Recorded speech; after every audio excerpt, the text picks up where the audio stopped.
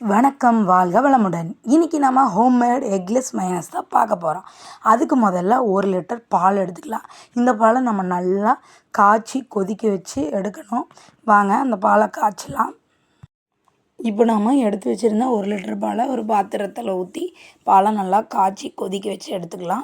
இப்போ பால் நல்லா காயுது.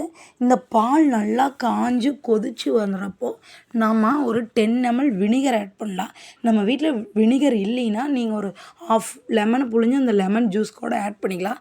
பாருங்கள், பால் நல்லா கொதித்து வந்துருச்சு. பார்த்தீங்கன்னா தெரியும், நல்லா பொங்கி வருது. இப்போது இந்த டைமில் இப்போ 10 ml வினிகர் நம்ம ஆட் பண்ணுறோம்.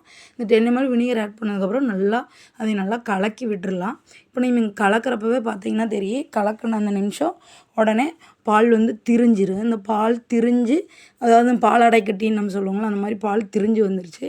இதை நம்ம அப்படியே இந்த பாலாடை கட்டியில் இருந்து அந்த தண்ணியை நல்லா வடித்து எடுத்துட்டு அந்த பால் திரிஞ்ச அந்த பாலாடை கட்டியை மட்டும் தனியாக எடுத்து ஒரு அரை மணி நேரம் ஆற வச்சிடலாம். இப்போ வடிக்கிறோம் பாருங்கள், அந்த தண்ணி எல்லாம் வடிஞ்சிருச்சு. இப்போ இதை நம்ம ஒரு அரை மணி நேரம் ஆற வச்சிடலாம். இப்போ ஆறிட்டு இருக்குது.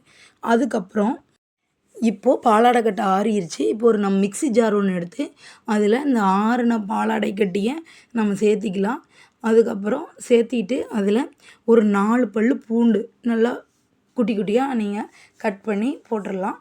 ஒரு 4 பல் பூண்டு இதாக சேர்த்திக்கிறோம் பாருங்கள். அடுத்தது ஒரு 1/4 டீஸ்பூன் உப்பு சேர்த்திக்கலாம்.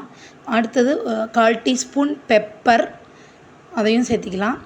அப்புறமா ஒரு 1/4 டீஸ்பூன் சர்க்கரை.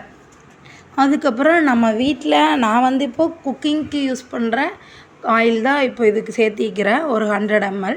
உங்கள்கிட்ட சேலட் ஆயில் இருந்தால் அது கூட யூஸ் பண்ணிக்கலாம். ஹோட்டல்லலாம் சேலட் ஆயில் தான் யூஸ் பண்ணுவாங்க.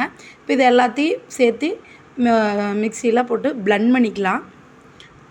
இப்போ பிளெண்ட் பண்ணியாச்சு. அங்கே பாருங்கள், சூப்பரான எக்லெஸ் மைனஸ் ரெடி. பார்த்தீங்கன்னா நல்லா தெரியும், மைனஸ் ரெடி ஆயிடுச்சு. இந்த ரெசிபி உங்களுக்கு பிடிச்சிருந்தா நீங்களும் ட்ரை பண்ணி பாருங்கள்.